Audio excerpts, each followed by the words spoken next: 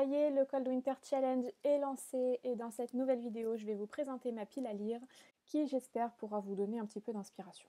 Bonjour à tous, j'espère que vous allez bien. Alors aujourd'hui, une vidéo un petit peu nouvelle pour moi. Je vous ai déjà fait des piles à lire et des vidéos de nouveautés que j'avais envie de lire, mais cette fois-ci, c'est un peu particulier puisque c'est ma première participation au Cold Winter Challenge. Donc,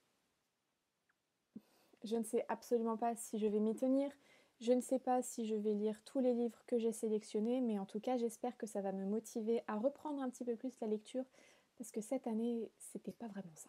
Je vous mets en barre de description le lien vers la vidéo de l'Enluminé qui a préparé cette année le Cold Winter Challenge. Elle vous expliquera bien mieux que moi son fonctionnement ainsi que les menus que vous pourrez y trouver. Pour ma part, ce que je compte faire et ce que j'ai déjà commencé à faire, c'est que j'ai rempli tous les menus et toutes les sous-catégories. Je me retrouve donc avec 15 livres dans ma pile à lire, mais je ne suis pas sûre de tous les lire. On s'entend bien que mon rythme de lecture n'a pas vraiment été au beau fixe ces derniers mois, mais je vais quand même me challenger et me donner l'objectif d'en lire un maximum, même si je ne complète pas vraiment les challenges, les 3 façons de valider ce challenge. Voilà, mon but à moi, c'est vraiment de lire un maximum des 15 livres que j'ai notés. On va passer maintenant à ce que vous attendez le plus, je pense, la présentation des livres. Alors, je ne vais pas vous présenter les livres par leur résumé, je vais simplement vous expliquer pourquoi j'ai choisi de les caser dans ces catégories-là, sachant que pour la majorité, je ne les connais absolument pas, donc c'est plus l'intuition qui m'a poussée à les caser dans telle ou telle catégorie. Et voilà, je ne vais pas forcément vous donner de résumé, mais simplement mon ressenti au premier abord avec chacun de ces livres. Alors j'ai pris mon bugeot parce que non, je n'ai pas mémorisé tous les livres ni toutes les catégories auxquelles ils appartiennent. Donc j'ai fait mon petit listing.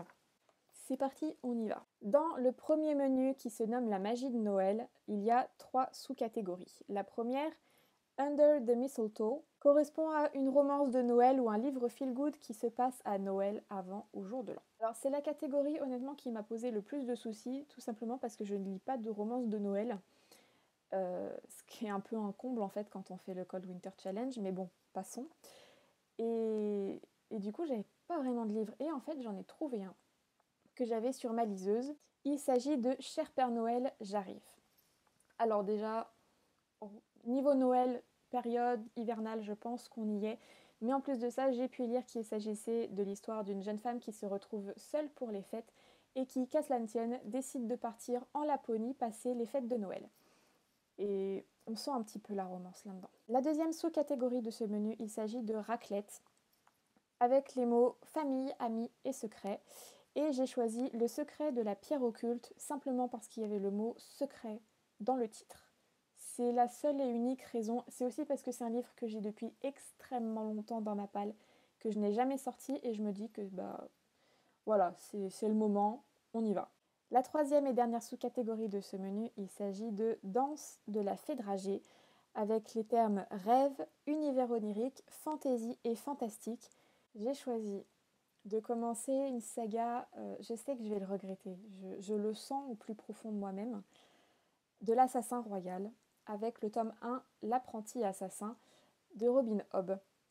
Et je sais que je vais le regretter parce que je me suis renseignée et je sais maintenant à quoi correspond l'univers de Robin Hobb et toute la suite qu'il y a derrière. Voilà, je sais pas ce que ça va donner, j'espère honnêtement que je vais aimer cet univers et que je ne vais pas trouver toutes les sagas trop longues. Parce qu'il y a quand même beaucoup de livres. On passe au deuxième menu qui s'appelle Hiver mystérieux et dont la première sous-catégorie s'appelle Yule, avec les termes de mythologie, légende et divinité. Et j'ai choisi le livre 16, le livre 1, parce que je me doute qu'on parle de mythologie égyptienne, même si peut-être ce n'est qu'un fond du récit, mais je le sens bien. Mythologie égyptienne, divinité, légende. Ouais, je le sens bien avec celui-là. C'est un petit feeling comme ça. Pour la sous-catégorie Reine des Neiges, définie par femme de pouvoir, féminisme et sorcière, j'ai choisi Le secret d'Avalon, écrit par Marion Zimmer Bradley, je vais y arriver, qui est le tome 3 de la saga du cycle d'Avalon, et dont j'ai déjà lu du coup les 2 premiers tomes. Et pourquoi j'ai choisi de le mettre là-dedans? Tout simplement parce que On découvre l'univers arthurien, les légendes arthuriennes, mais du point de vue principalement des femmes qui composent cette légende, donc de Guenièvre et également notamment de la fée Morgane. Ce sont les femmes qui commandent réellement dans cette saga, qui sont au pouvoir et qui manipulent un petit peu les hommes pour leur bon vouloir. Donc ça rentre complètement dans le thème, c'est le premier livre auquel j'ai pensé quand j'ai vu cette catégorie. C'est parfait, c'est parfait. Pour la dernière sous-catégorie de ce deuxième menu, qui s'appelle New Year, New Me et qui est définie par métamorphose, transformation et évolution, j'ai choisi l'Ouroboros d'argent.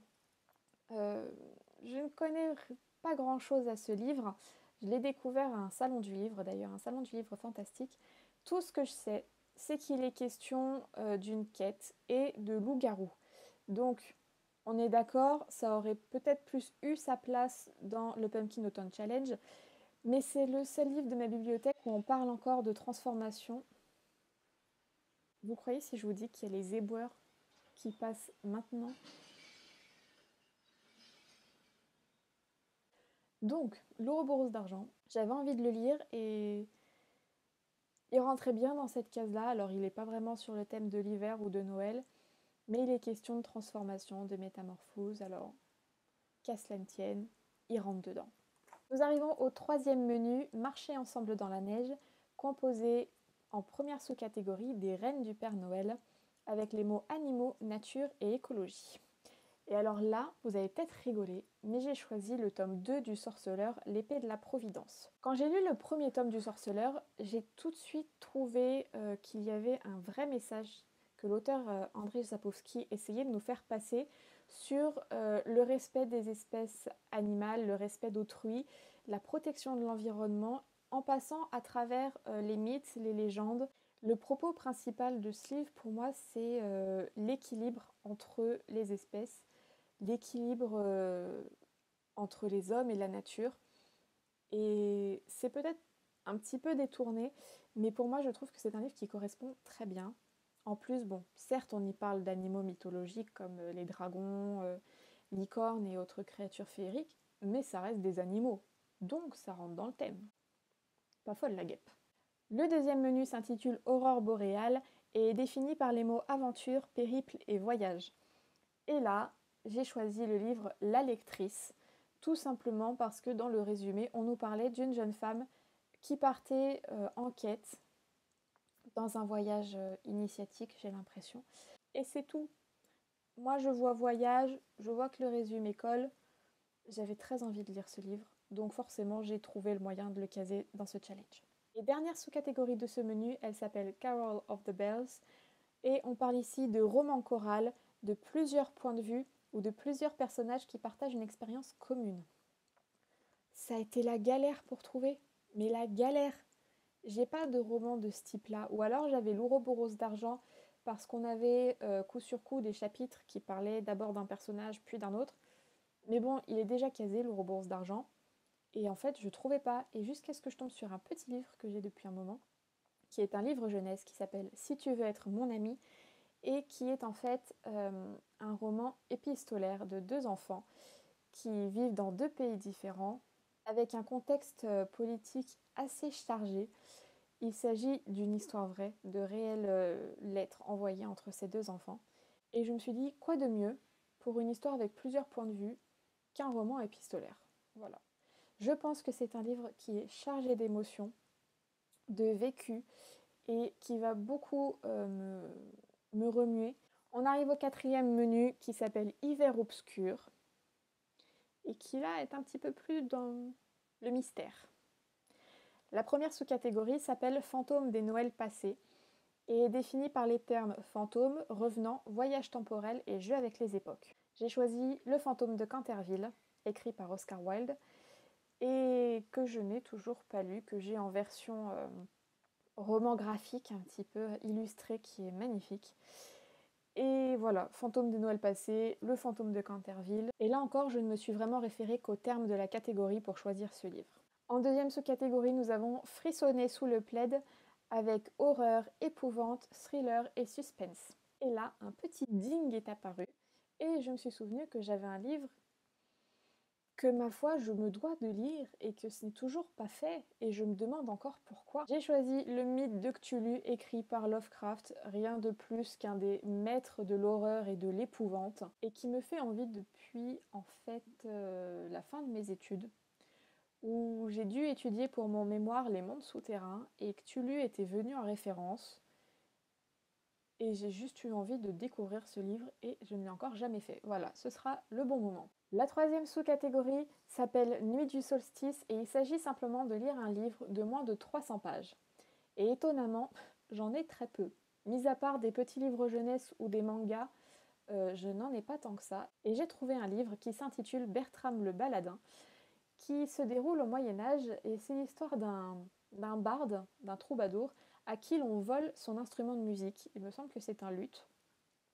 Et qui, après avoir interrogé un petit peu son entourage, rencontre une jeune femme qui s'appelle Sans Nom, qui a vu le vol et donc ils partent tous les deux à la recherche de cet instrument. On arrive sur le dernier menu qui est celui-ci, le menu bonus, qui est accessible à, j'ai envie de dire, pratiquement tout le monde, qui s'appelle Au chaud devant la cheminée. Là encore composé de 3 sous-catégories.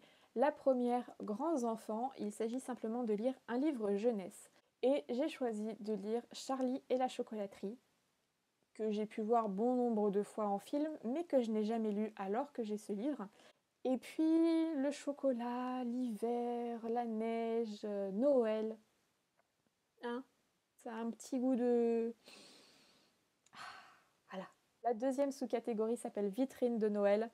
Et on parle ici de lecture graphique avec des illustrations sur le thème de Noël ou de l'hiver. Encore une fois, je lis très peu, même de romans graphiques et encore moins sur Noël, mais j'ai trouvé une bande dessinée dans ma palle qui correspond à peu près, il s'agit du tome 12 de La Rose écarlate qui s'appelle Tu m'as ouvert les yeux.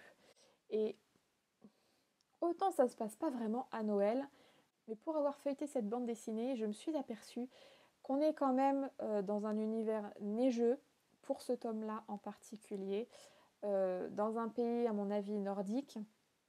Et c'est à peu près la seule chose qui correspondait. Ce que j'ai vraiment l'intention de faire avec La Rose écarlate, c'est de la reprendre depuis le début, parce que j'ai quelques tomes en retard. Déjà, les 4-5 derniers, je ne les ai pas lus alors que je les ai dans ma bibliothèque. Ça fait un moment que je ne l'ai pas ouverte. Et j'ai envie de tout reprendre et de tout lire d'un coup. Donc j'ai inclus dans mon menu simplement le tome 12, mais en sachant que j'en ai une quinzaine à lire que j'aimerais tout relire d'un coup. Et la dernière sous-catégorie s'appelle Chocolat chaud et il s'agit d'un livre qui apporte du bien-être. Ça peut être un roman graphique, un livre de développement personnel. Pour moi, c'est un petit peu la catégorie fourre-tout. Il s'agit simplement d'un livre qui vous fasse vous sentir bien. Et pour moi, il s'agit du conte de Charles Perrault, Peau d'âne. Et j'ai choisi de le mettre dans cette pile à lire parce que c'est le livre de mon enfance que ma maman m'a lu un nombre de fois incalculable quand j'étais petite. Je sais que c'est une histoire qui va me rappeler de bons moments, de bons souvenirs et qui va me faire me sentir bien. Je vous ai présenté la totalité de ma palle en sachant pertinemment que je ne lirai probablement pas tous les livres, mais c'est pas grave. Je sais que c'est une vidéo longue avec beaucoup d'informations, mais si vous avez envie de plus de détails, encore une fois, je vous invite à aller voir la vidéo de l'enluminé. Vous trouverez également dans sa description à elle le lien vers le Discord dédié au Cold Winter Challenge où vous pourrez poser des questions, prendre un petit peu d'inspiration de livres. Vous retrouverez également en barre de description toutes les informations concernant les livres que je viens de vous présenter. Et si cette vidéo vous a plu, n'hésitez pas à la liker, à la partager. Vous pouvez également vous abonner, activer la cloche et puis mettre un petit commentaire si l'envie vous prend. En tout cas, moi, ça me ferait très plaisir de vous lire, de discuter avec vous. Et en attendant de vous retrouver dans une prochaine vidéo, prenez soin de vous, je vous fais de gros bisous.